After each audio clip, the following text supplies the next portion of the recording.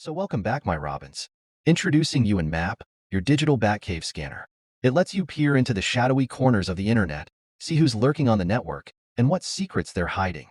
Like a digital X-ray vision, but way cooler. So let's dive into the tutorial, but before that remember, with great power comes great responsibility, and the Bat computer probably wouldn't approve of this. Use Nmap wisely, ethically, and maybe even learn a thing or two about network security. After all, the best defense is a good offense, even in the digital realm. Does with Kali Linux running, and over here what you can see is that we can go ahead and open up terminal, and I can zoom a little more so it's easier for you to see, and all you got to do is enter Nmap, and from Nmap you can see all these different options that we can highlight here in order to run a scan against the network or against the target devices or websites. And you'll be saying, what if I'm on a Windows computer? In that case, what you can do here is you can go into Microsoft Store, go and enter Kali Linux in the search view, and click under install. So once you have installed Kali Linux on your Windows computer, you will be able to then use Nmap to likewise scan all these different devices within the network or on the internet, over through the internet, using Kali Linux, using Nmap that is also likewise installed and available within. All right, so use case number one, let's discover all network devices within, say, the Wi-Fi router that you connected over into. The first thing you can do is enter IP, ADDR, and from here, you'll be able to uncover your IP address. So over here, you have 192.168.0.117/24. All right, so with that, we'll be able to go ahead and launch a scan against the network. So you can see over here with Nmap followed by -SN. So this means no port scan. So this helps us speed up the scan against the entire network. And then followed by over here, 192.168.0.0/24.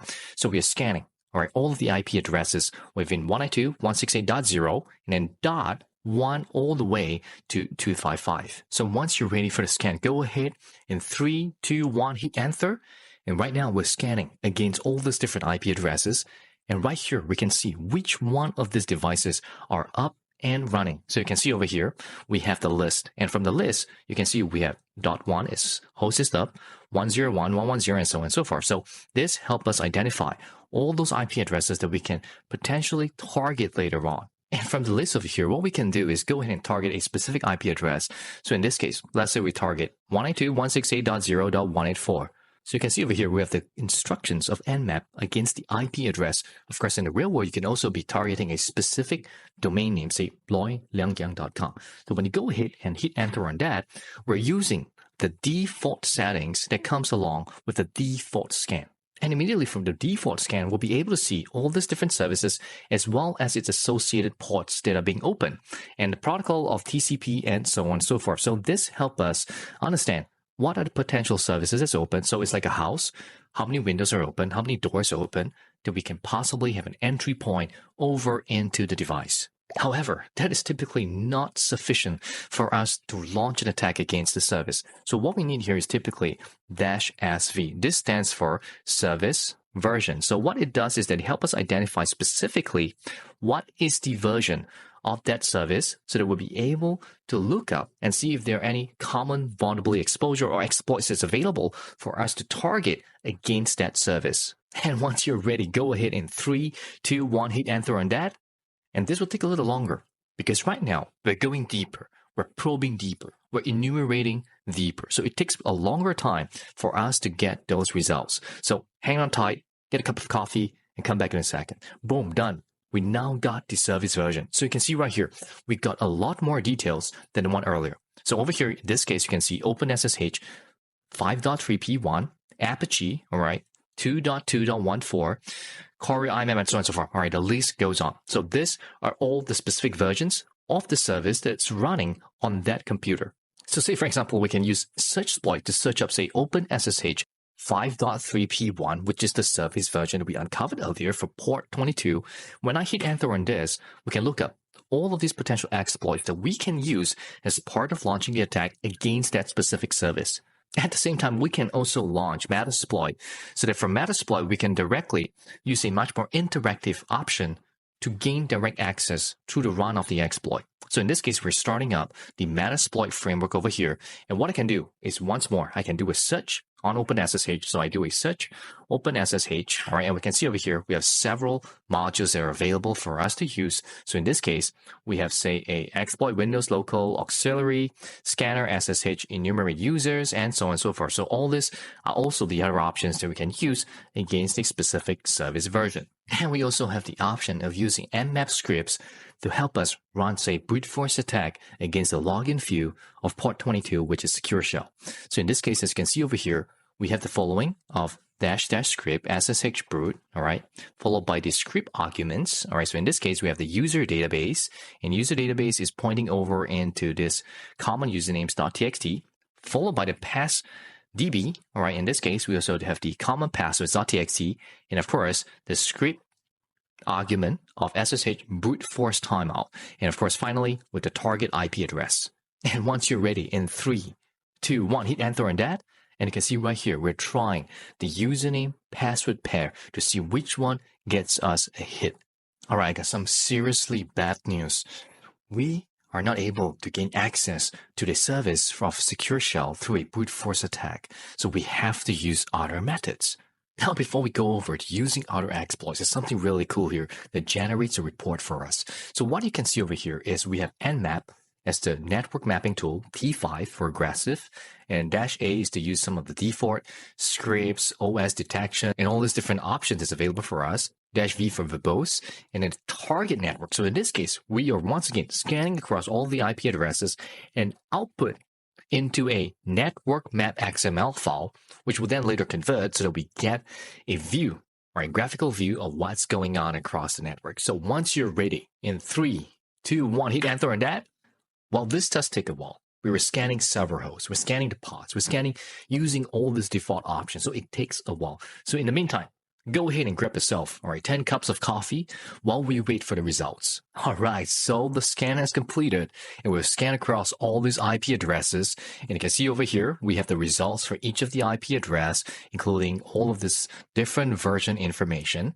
So what we can do now is we have the file. So if you see over here on the previous command, we have the file of network-map.xml. So if I go ahead and open up, say, Firefox network-map.xml, hit enter on that, it shows us the information over here, but it's pretty hard to read. It's not really human readable. So what we need to do then is there a way for us to convert it into a very beautiful format so that we can see exactly what's going on in a report format? So right here, we're using xsltproc /networkmap.xml followed by -output network-map.html. So we're converting this to a .html file. So all I'm going to do right now is, again, using Firefox, I'm targeting into network-map.html, hit enter on that, and boom, you can see right here, we have a really beautiful result format. So you can see all the IP addresses. And of course, if I zoom a little more, so it's easier for you to see, as I scroll down further, all right, we can see, okay, for this specific IP address, what are the open ports? Okay, and we can see the results over here, right? And I scroll down further, okay, we can see possibly other live hosts. Of course, we can always easily click to expand on them. All right, so these are the things that we can do right here. All right, so we got another one, or IP address 192.168.0.101.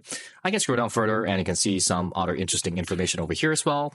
So we got the IP address of 192.168.0.110, right, port 8008, 8009, all right, 8443, and so on and so forth. So all this are the different IP addresses that we have within the network, and you can easily do a scan like this in a cafe, in the airport lounge, at the hotel, and you'll be able to uncover all these different IP addresses that you can easily target later on, say, for exploit. So all we can do right now is ensure that we indicate --script Vaughn. All right, so in this case, we're targeting a single port.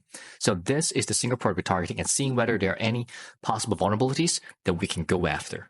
So you can see right here, we have completed the scan and we have found certain vulnerabilities. So we have a following of Apache byte range filter DOS, denial of service attack. All right, so this is the CV number 2011-3192. All right, it's vulnerable to denial of service attack when numerous overlapping byte ranges are requested. All right, we can also see that there is a HTTP trace is enabled. All right, internal IP leak.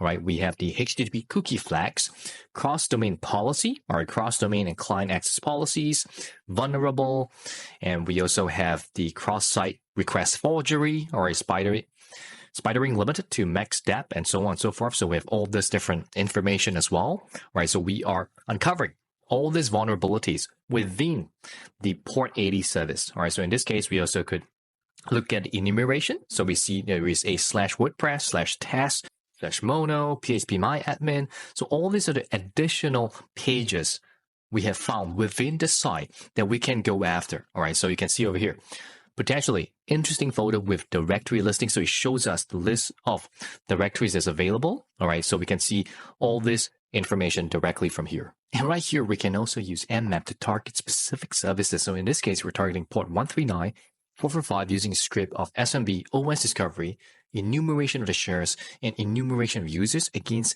another IP address. So again, we can use this for a set of IP addresses or a specific device. So once you're ready, hit enter in 3, 2, 1, hit enter on that.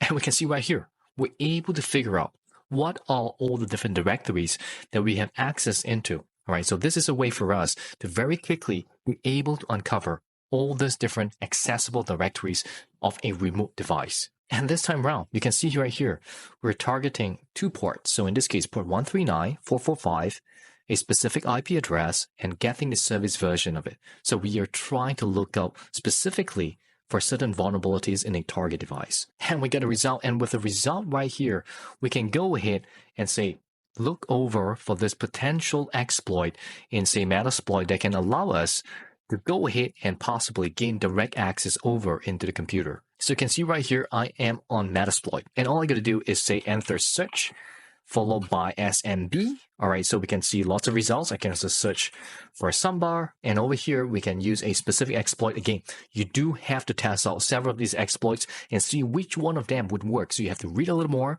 understand a little more, and see what's going on. So in this case, we will use exploit multi soundbar user map script. So let's go ahead and enter use 8, hit enter on that. All right, so we have here the default payload, which is CMD Unix reverse netcat. Enter show options. So right now, all we got to do is quite simply enter set our host 192.168.0.212. So this is the target IP address. Hit enter on that.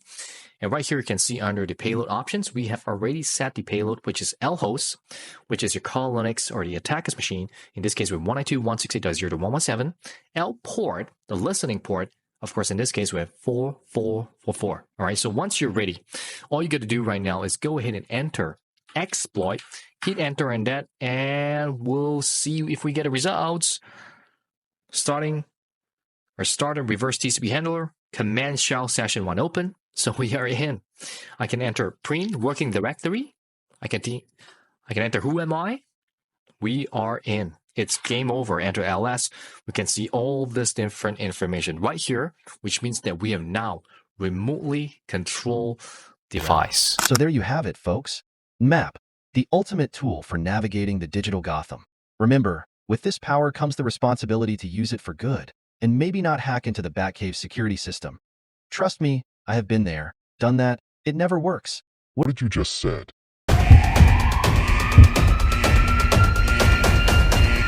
It was just a prank. Don't tell Batman I said that. Anyway, if you enjoyed this little exploration of Nmap, be sure to smash that like button harder than a batarang to a thug's head. And to stay updated on all things digital detective work, subscribe to the channel. You wouldn't want to miss our next mission.